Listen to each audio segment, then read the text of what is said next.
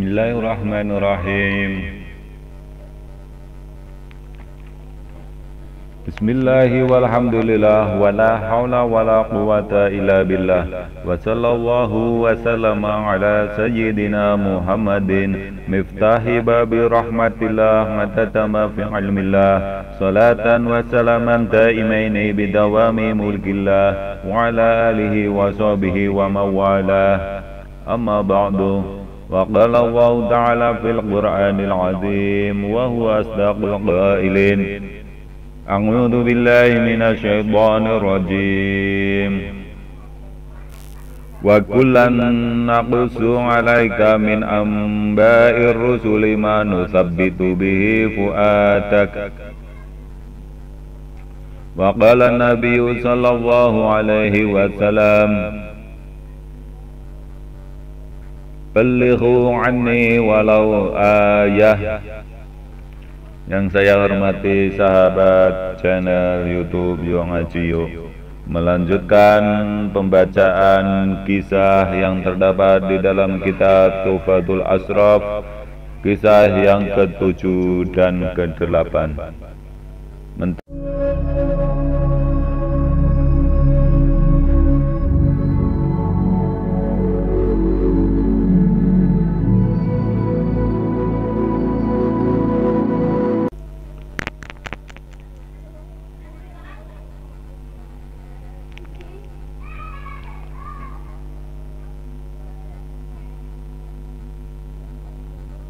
Ke-8.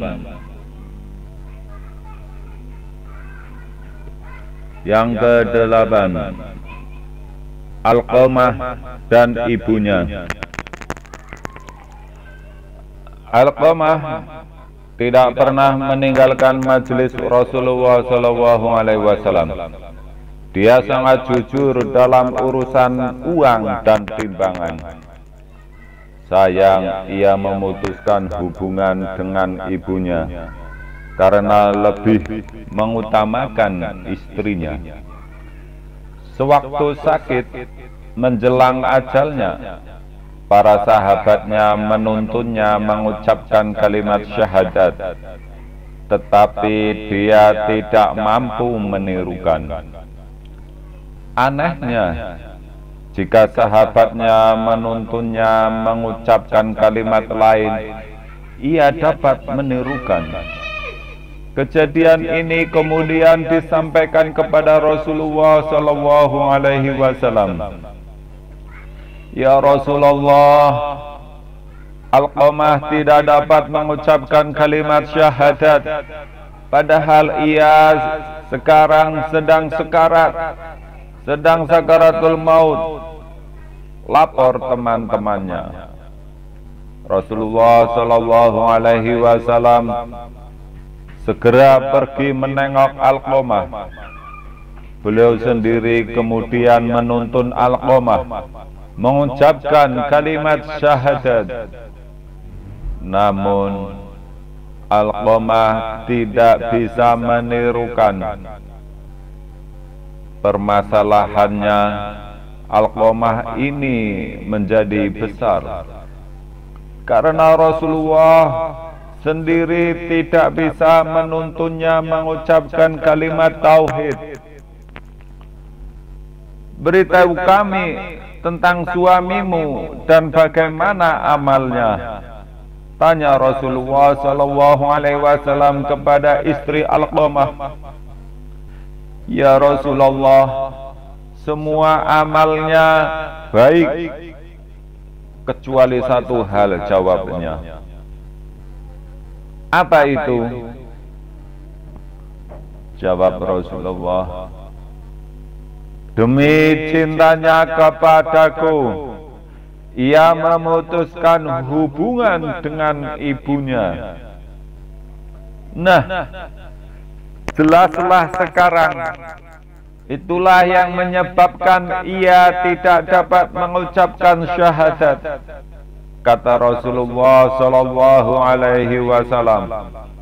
Rasulullah SAW kemudian mengutus seseorang untuk menemui ibu Alqamah. sampaikan salamku kepadanya dan tanyakan apakah ia mau datang kepadaku atau aku yang datang mengunjunginya. Sesampainya di rumah Ibu Alqamah, utusan itu segera menyampaikan pesan Rasulullah SAW.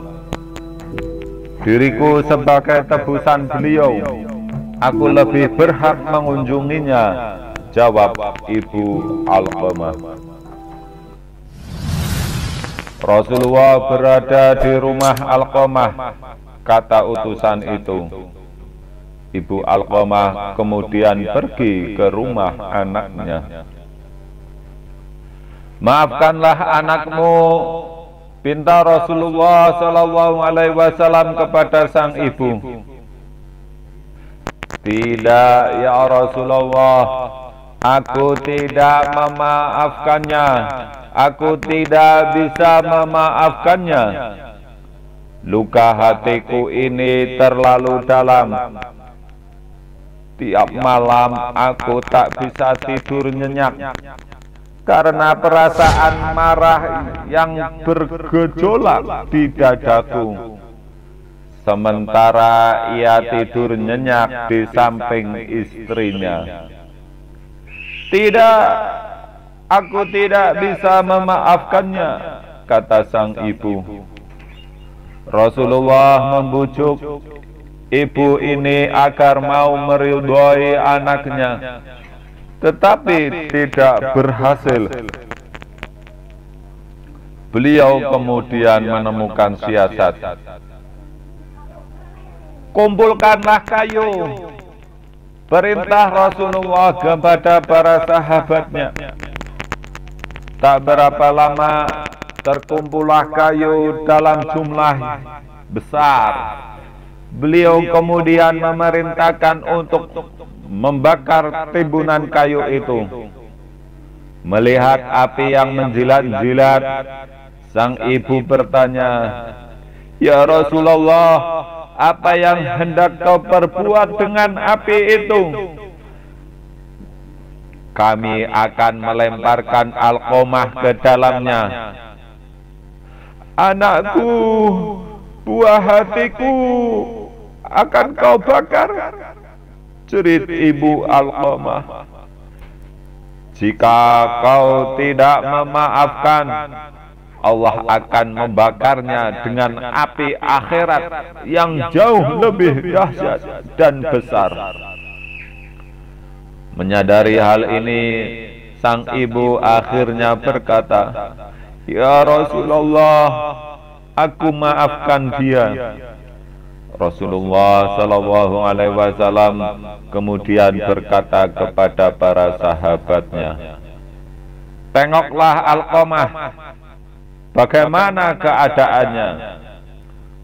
Mereka segera bergegas ke dalam rumah Alqamah, dan dari balik dinding mereka mendengar Alqamah mengucapkan kalimat syahadat. Janganlah durhaka kepada kedua orang tua. Tiada dosa yang lebih berat dan lebih cepat siksaannya di dunia dan akhirat melebihi durhaka kepada kedua orang tua. Begitu pula halnya dengan pemutusan hubungan silaturahim. Cukuplah hadis ini sebagai peringatan bagi kalian. Amatarwaina an aswila man wasolaki wa aqbonga man potongaki. Allah berkata kepada Rahim, "Relakah kamu jika aku menyambung hubungan dengan orang yang menyambung hubungan denganmu, dan memutuskan hubungan dengan orang yang memutuskan hubungan denganmu?" Hadis riwayat Bukhari, Muslim, Ahmad. Silaturahim akan menambah rizki dan memperpanjang umur. Sedang berbakti kepada kedua orang tua adalah suatu kewajiban bagi setiap anak. Karena itu berbaktilah kepada mereka, jangan durhaka atau memutuskan hubungan silaturahim dengan mereka. Berbaktilah kepada kedunianya, baik semasa masih hidup maupun sepeninggal mereka. Jika kedua orang tua telah meninggal, anak dapat tetap berbakti dengan jalan melakukan perbuatan-perbuatan yang mereka cintai. Habib Segaf bin Muhammad mengasihi dan menghormati salah seorang saudara perempuannya melebihi saudaranya yang lain. Jika saudara perempuannya datang, ia berdiri untuk menyambut dan menghormatinya. Ketika ditanya mengapa beliau berbuat demikian, dahulu ibuku sangat mencintainya, terutama di akhir hayatnya, jawab beliau. Perhatikanlah bagaimana Habib Segaf bin Muhammad berbakti kepada ibunya. Jika kau mencintai dan mengasihi orang yang dicintai oleh kedua orang tuamu, maka kau telah berbakti kepada mereka. Jika kau mencintai dan mengasihi orang yang dicintai oleh kedua orang tuamu, maka kau telah berbakti kepada mereka. Rabbana anfa'na bima 'allamtana, Rabbi 'allimna alladzi yanfa'una, Rabbi faqihna wa faqih ahlana wa qarabati lana fi dinina ma ahlil qudri unsa wa dzakar, Rabbi wafiqna wa fiqhum lima tardadi qawlan wa fi'lan karama, warzuqil qula halalan daima wa akhila atqi'a ulama, nakhdha bil khairi wa nukfa kulla syar, Rabbana wa aslih lana kulla syu'un wa aqra biridha min qal'uyun waqdi anna rabbana kulla duyun qabla an ta'diyana rusulul manun waghfir wastur anta karaman satar wa salatu wahi taqsal mustafa man ilal haqqi da'ana wal wafa bi kitabin bihi linnasi shifa wa ala ali kirami surafa wa ala sahbi masabihil hudar. Allahumma hdina bihudak waj'alna mimman syari'un fi ridak wa la tuwallina waliyan siwak wa la taj'alna mimman khalafa amraka wa Hasbunallah wa ni'mal wakil, wala haula wala quwwata illa billahil aliyyil azim. Wa sallallahu ala sayyidina Muhammadin nabiyil ummi wa ala alihi wa sahbihi wa sallam. Walhamdulillahi rabbil alamin. Bismillah surahul Fatihah. A'udzubillahi minasyaitonir rajim. Bismillahirrahmanirrahim.